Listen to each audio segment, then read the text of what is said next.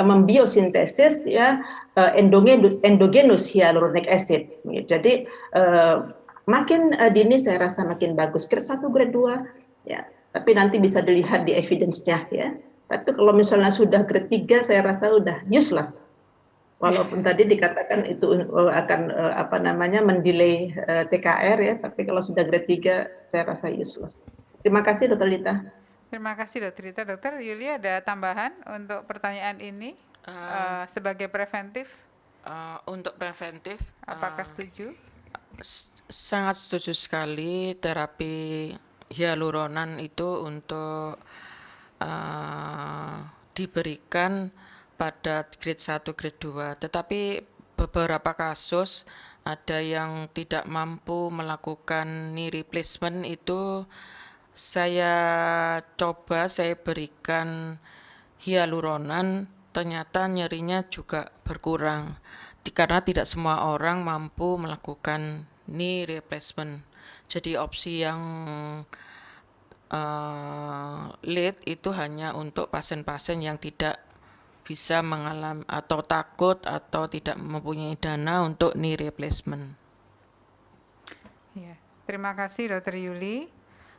Sama dengan yang tadi, cuman ini kelihatannya agak sulit ya. Jadi kita lihat tadi faktor resiko OA adalah obesitas. Ini ada pertanyaan dari Dr. Nicholas, apakah intraarticular hyaluronic acid dapat disarankan sebagai profilaksis OA pada wanita lansia yang obesitas? Mungkin Dokter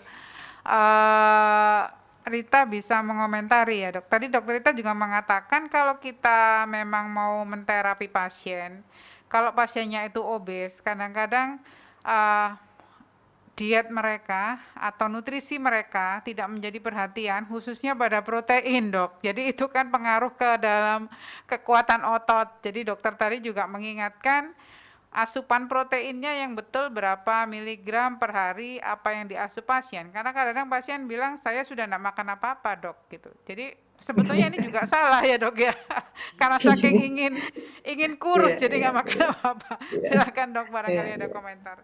Ya, jadi kita itu memberikan sesuatu, apalagi ini intervensi ya, jadi kita memasukkan sesuatu ke dalam tubuh ya. Saya tidak setuju kalau misalnya tidak ada keluhan OA, kemudian karena dia gemuk, kemudian kita kasih hyaluronic acid injection. Itu tidak pada tempatnya. Karena tadi kan memang hyaluronic acid injection itu second line sebenarnya. Kita kasih dulu dengan konvensional, karena kalau misalnya tidak terlalu lama kita memberikannya atau tidak terlalu terlambat kita memberikannya, 80% itu akan sembuh sempurna. Jadi musculoskeletal pain itu akan sembuh sempurna dengan obat-obatan, dengan exercise, itu 80% disebutkan dalam dalam textbook ya. Nah, baru kalau misalnya tidak membaik dengan itu, maka kita second line begitu ya, bisa. Nah, kalau misalnya dia tidak ada keluhan ya jangan kita kasihkan injection karena risikonya juga ada ya, infeksi misalnya ya. Jangan jangan dianggap enteng risiko infeksi pada injeksi hyaluronic acid. Karena apabila dia sekali injection injeksi kemudian ada infeksi di intraartikular, itu akan sulit sekali sembuhnya begitu. Dan ini orang orto bisa muring-muring bener orang orto itu. Jadi makanya kita di sini perlu sebenarnya duduk bersama begitu untuk melihat dari segala jenis sudut pandang ya, dan sudut pandang dari penyakit dalam, dari orto ya, atau dari bedah, dari rehab begitu, bagaimana yang baik begitu. Dan tadi seperti dikatakan Dr. Yuliasti, tidak ada satu treatment yang baku gitu. Jadi betul-betul custom untuk nyeri ini gitu ya. Begitu Dokter Lita, mungkin bisa dibantu oleh Dr. Yuliasti. Ada tanggapan dok, Dr. Yuliasti? Tidak ada ya. Dokter Rita sudah menjelaskan dengan jelas ya. Jadi memang untuk tindakan intraarticular injection itu adalah merupakan tindakan intervensi yang kita harus berhati-hati ya, melihat dari berbagai aspek ya, dari aspek anatomi, kemudian dari kami penyakit dalam, aspek komorbiditas, terutama diabetes, faktor usia, grading daripada OA ya, mempersiapkan pasien dengan baik, melakukan suatu edukasi dengan baik kepada pasien tentang keberhasilan injeksi. Sehingga saat ini memang daripada frekuen, kemudian obat-obatan menjadi lebih berkembang ya dok ya. Menjadi lebih berkembang, kalau dulu ada yang 1 week, kemudian akhirnya sekarang lebih praktis digunakan 1 shot, dan beberapa farmasi memperbaiki dari segi berat molekuler daripada obat ya dok. Kalau pertanyaan dari saya adalah apa yang bisa kita sarankan kepada pasien terkait komorbiditas pasien, misalkan persyaratan pada pasien-pasien usia lanjut kira-kira 60 atau 50 tahun ke atas dengan komorbid diabetes, namun dia mengalami nyeri, kemudian dia ada indikasi untuk dilakukan injeksi hyaluronic acid, kira-kira apa yang harus kita pikirkan atau kita pertimbangkan sebagai dokter? Pertanyaan saya ini sebetulnya yang nomor 1 untuk Dokter Yuliasi, terus nanti dijawab oleh Dokter Rita. Ini tentang macam hyaluronic acid yang banyak beredar di kalangan kita, dok. Monggo Dokter Yuli. Ya, jadi osteoartritis itu kalau dibilang terapinya mudah juga tidak mudah. Kalau ada komorbid, misalnya diabetes mellitus, maka risiko terjadinya infeksi sangat besar. Jadi nipin pada osteoartritis pada orang diabetes jangan dianggap itu remeh. Mungkin itu suatu infeksi atau suatu indus artritis kristal artritis yang banyak terjadi pada osteoartritis. Jadi kita harus evaluasi, kalau ada cairan kita aspirasi, kemudian kita analisis apakah ada infeksi, apakah ada kristal. Kalau tidak ada kemungkinan dan semuanya bersih, tidak ada infeksi, tidak ada kristal artropati, bisa diinjeksi kortikosteroid karena sangat mengurangi nyeri. Tetapi selanjutnya dia harus melakukan tindakan rehabilitasi karena mungkin nyeri pinnya karena suatu malalignment, bukan karena diabetes mellitusnya, tetapi karena dia kakinya sakit, luka, banyak tiduran, makin atrofi, ya itu kan menimbulkan masalah yang lebih luas lagi. Terima kasih Dokter Yuliasi. Untuk Dokter Rita, bagaimana dok pandangan dari Dokter Rita? Atau barangkali ada saran apabila untuk teman sejawat apabila ada sediaan 1 week atau 1 shot, apa sih keunggulan dari obat-obatan ini yang bisa kita cermati dok untuk pasien? Iya, terima kasih Dokter Lita. Jadi sama dengan Dokter Yuliasih tadi, sangat kita perhitungkan komorbid ya. Apabila kita terpaksa atau memang ada indikasi yang kuat untuk memberikan hyaluronic acid pada pasien dengan diabetes ya, maka kita betul-betul harus aseptik. Jadi betul-betul bebas daripada kuman ketika melakukan injeksi begitu. Karena apa? Karena seperti kita ketahui bahwa diabetes mellitus itu sangat rentan untuk infeksi begitu. Dan kalaupun kita akan melakukan hyaluronic acid injection, maka kita pilih yang 1 shot sehingga tidak bolak-balik dicoblosi begitu ya. Karena apa? Karena kalau kita pakai hyaluronic acid yang konvensional, saya katakan konvensional di sini, karena memang yang dulu-dulu kita tahu itu adalah yang setiap minggu selama 3 sampai 4 kali atau 5 kali bahkan setiap minggu begitu. Jadi kita harus hindari hal yang seperti ini khususnya pada pasien-pasien dengan diabetik begitu. Itu dok saya rasa. Dan Iya, kemudian terima saya kasih. tambahkan lagi, Iya, ini Dok. yang terjadi pada, maksud saya adalah degeneratif proses yang patologis begitu. Iya. Jadi OA-nya, jadi orang-orang diabetes itu kalau kita lihat ya, itu hampir 50% terjadi artritik proses pada sendinya, baik itu di bahu maupun di lutut begitu. Yang saya paling sering temui itu adalah di bahu, ya.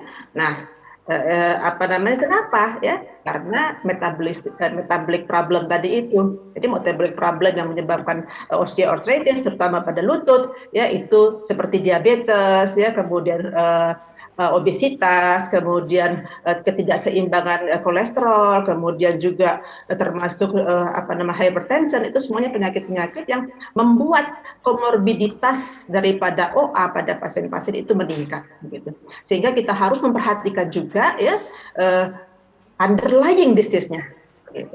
Jadi kemarin baru seminggu yang lalu ada pasien datang ya nyeri bahu, kemudian dia bilang saya curiga ya udah beberapa lama, udah 4 bulan katanya. Saya katakan kamu ada penyakit kencing manis enggak? Ya. Dia bilang ya enggak ada kok dok. Periksa ya. Enggak kok sudah normal kok dok. Nah dia tadi bilang enggak ada begitu. Tapi ternyata dia bilang ketika saya mau periksakan laboratoriumnya dia bilang enggak ada kok dok. Jadi pasien itu kadang-kadang nggak mau menerima atau tidak mau mengakui dirinya itu ada penyakit begitu. Nah kemudian karena dia itu datang ke saya itu minta diinjeksi sebenarnya ya, saya nggak mau injeksi. Kamu harus periksa dulu gula darahmu, baru saya nanti kalau misalnya perlu saya injeksi.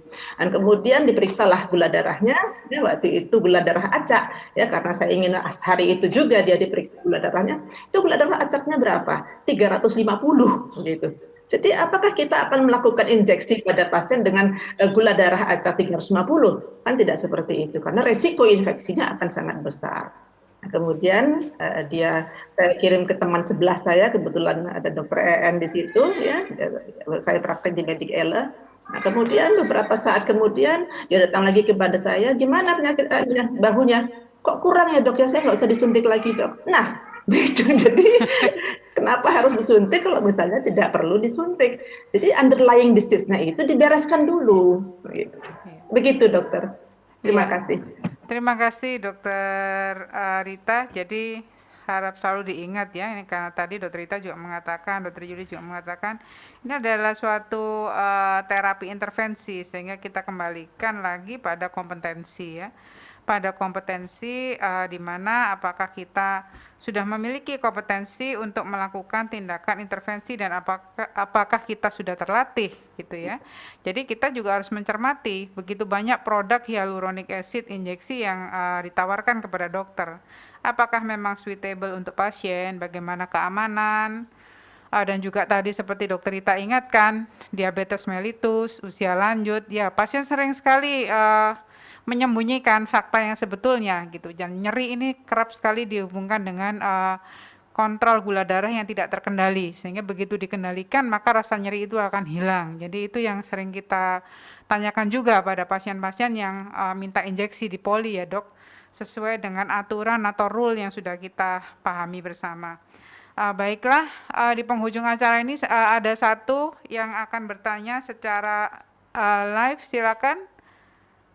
Siapa yang ingin bertanya secara live? Ya, dokter siapa? Silakan sebutkan dok. Dan ditujukan ke siapa pertanyaannya? Ya. Suaranya izin, belum dokter, keluar. Iya, selamat siang. Silakan dokter Renta selamat siang, ini ya. Dokter, izin saya. Iya dokter Renta, dokter. Izin mau bertanya kepada dokter Rita Serapane, dokter. Mau bertanya dokter, apakah ada kriteria tertentu pasien-pasien mana yang bisa mendapatkan benefit lebih dari injeksi intraartikular hyaluronic acid ini? Dan selain septic arthritis, apakah ada adverse effect lain yang perlu diwaspadai dari injeksi artikular hyaluronic acid, dan apakah terdapat data seberapa lama kira-kira pasien bisa merasakan efektivitas dari injeksi artikular hyaluronic acid ini, dokter? Terima kasih, dokter. Iya, mungkin kami persilakan dokter Rita untuk menjawab dok ya, untuk pertanyaan dokter Renta terkait adverse effect dan indikasi injeksi. Silakan dok. Ya, terima kasih Dokter Reta, pertanyaannya bagus sekali. Jadi indikasinya jelas tadi dalam slide saya, itu merupakan second line, bukan merupakan first line ya. Apabila dengan konvensional terapi itu sudah mencukupi, maka kita tidak perlu latah untuk ke second line yaitu injection. Itu pertama-tama. Kemudian kalaupun kita memberikan second line ya, itu sebaiknya kita bisa berikan pada early osteoarthritis grade 1 atau grade 2 atau grade 2 begitu ya. Supaya apa? Supaya memang efeknya akan lebih terasa, efek preventif untuk lebih terjadi degeneratif proses juga lebih terasa. Dan kemudian tadi pertanyaan yang kedua apa ya? Apa efek samping selain infeksi? Efek sampingnya adalah tambah nyeri. Kenapa saya katakan tambah nyeri? Karena biasanya pada OA itu terjadi justru bursitis, ya, baik itu pada suprapatelarnya ataupun pada infrapatelar. Sehingga apabila kita tambahkan cairan hyaluronic acid ke situ, maka efek desaknya itu akan lebih banyak. Sehingga adalah wajib bagi kita untuk mengeluarkan synovial fluid yang mengalami patologis, yang dimana biasanya sangat mudah dikeluarkan, ya. Jadi kalau kita itu mengeluarkan synovial fluid yang abnormal itu sangat mudah karena encer. Dengan jarum 18 gitu dia bisa keluar. Tapi kalau misalnya dia itu sangat kental, itu akan sulit untuk keluar dia, ya. Sorry, dengan jarum biasanya saya jarum 23 itu akan bisa keluar. Tapi kalau misalnya yang kental dengan jarum 23 dia nggak akan bisa keluar. Jadi kita keluarkan dulu volume daripada bursitisnya dan kemudian kita masukkan viskosuplementasinya sehingga tidak menimbulkan gejala nyeri akibat overextended begitu. Itu saya rasa yang paling sering saya hadapi atau dihadapi pasien-pasien dengan injection hyaluronic acid. Terima kasih Dokter Rita, saya ingat memang. Jadi pasien itu awalnya sakit, disuntik hyaluronan tambah sakit. Jadi memang ada sedikit, karena ada efek distension. Iya, betul. Distension, ya. Ya. Itu yang harus kita edukasi ya kepada pasien bahwa kita memasukkan cairan dengan berat molekul tertentu sehingga terjadi distensi dari synovial fluid. Yang dimaksudkan nanti itu akan membantu untuk viskositas daripada sendi. Jadi rasa nyeri memang kurang lebih akan dirasakan 2 hari. Kita anjurkan pasien kalau memang bila perlu menggunakan obat nyeri yang aman, bisa dikompres dan tetap digerakkan, movement agar tidak stiffness ya. Ya itu saya kira edukasi yang penting ya, karena jangan sampai ada ini setelah diinjeksi semakin bertambah nyeri. Jadi banyak aspek yang kita siapkan ya, tadi terkait komorbid, kendali gula, tensi dan sebagainya. Terima kasih banyak atas penjelasan Dokter Rita. Ya, ada satu lagi, ini yang terakhir ya Dok ya. Silakan Dok, bertanya kepada siapa? Ya. Dr. Satrio ya. Dokter Rita kesempatannya, mohon Iya. Ya Dokter. Izin bertanya kepada Dokter Yuliasi, Dokter. Seperti yang saya pernah tahu, OA ini ada yang primary maupun secondary, Dokter.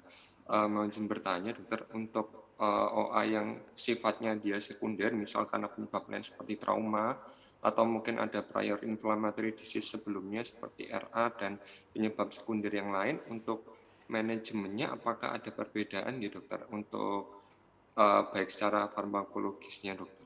Terima kasih, Dokter. Jadi Silakan Dr. Yuli tentang OA sekunder. OA sekunder yang misalnya karena RA atau spondyloartritis, ya intinya kita menerapi underlying disease yang menyebabkan dia OA, bukan kita terapi OA sendiri kemudian terapi daripada underlying disease yang menyebabkan OA itu kita sendiri-sendiri. Jadi kita ya awalnya kita memberikan terapi underlying disease penyebab kaus kan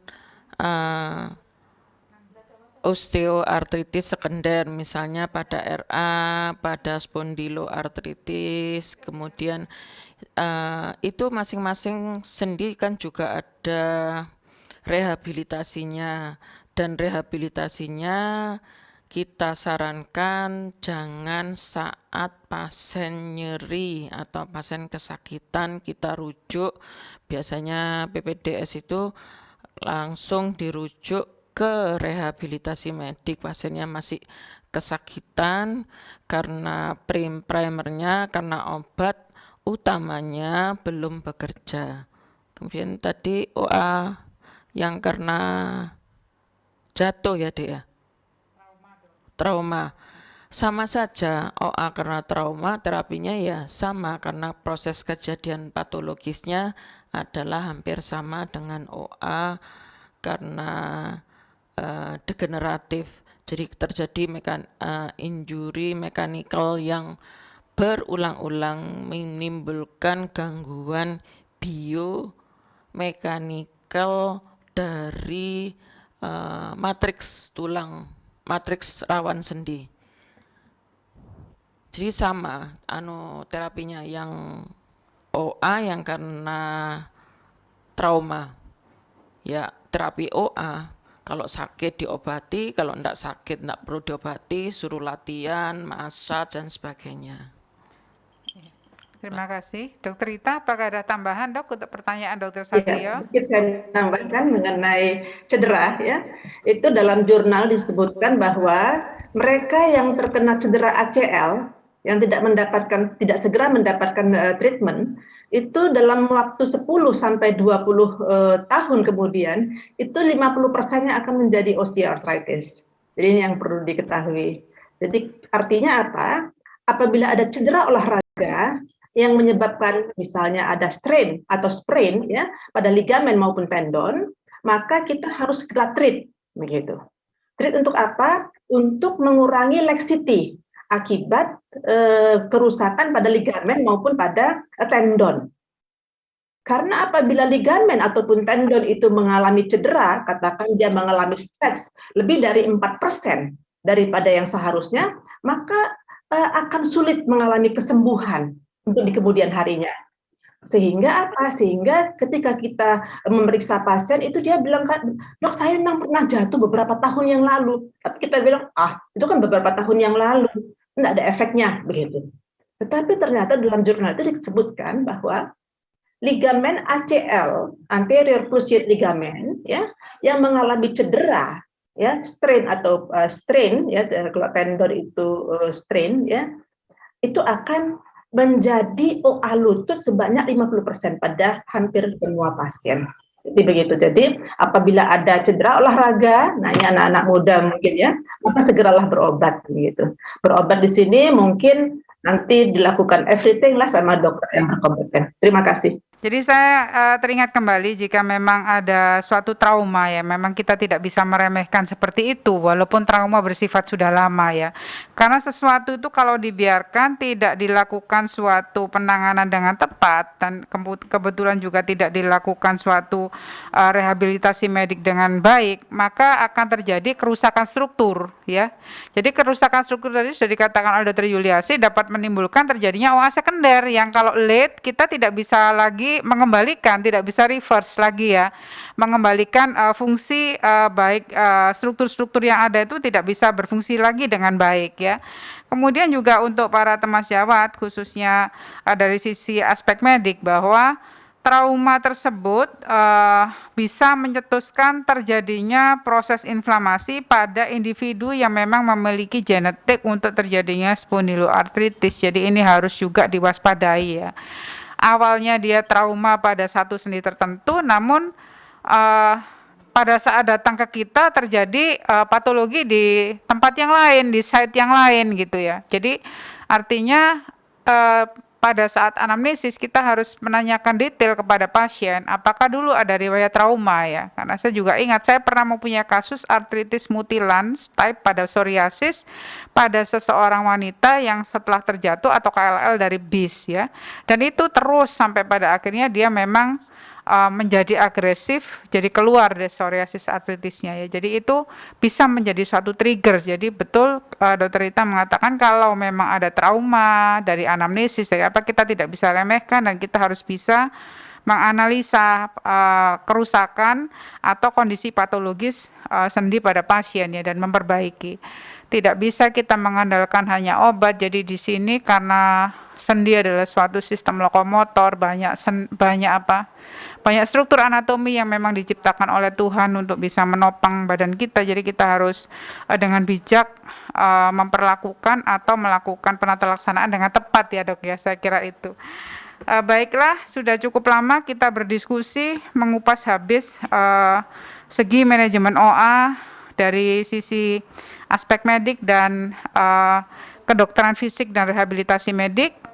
Maka bisa saya simpulkan bahwa penanganan osteoartritis harus bisa dilakukan dengan baik oleh kita mulai dari vaskes 1, 2 sampai dengan vaskes 3 secara terpadu, melakukan rujukan dengan tepat, mengobati pasien secara individu, mengenal betul apa sebetulnya menjadi masalah daripada pasien. Ini mungkin menjadi kendala bagi kita kalau pasien kita sedang banyak. Namun hal tersebut tetap harus kita kerjakan dengan baik agar kualitas sendi pada pasien dapat terjaga dengan baik. Dan kemudian pesan tadi, karena injeksi hyaluronic acid adalah suatu tindakan intervensi medik, maka Temas Jawat harus memperhatikan indikasi dan kontraindikasi serta macam obat yang akan digunakan kepada pasien, serta memberikan edukasi kepada pasien tentang manfaat dan efek samping dari injeksi tersebut. Demikian pada sesi ini kami ucapkan terima kasih banyak kepada Dr. Rita, senang sekali bisa berbagi ilmu.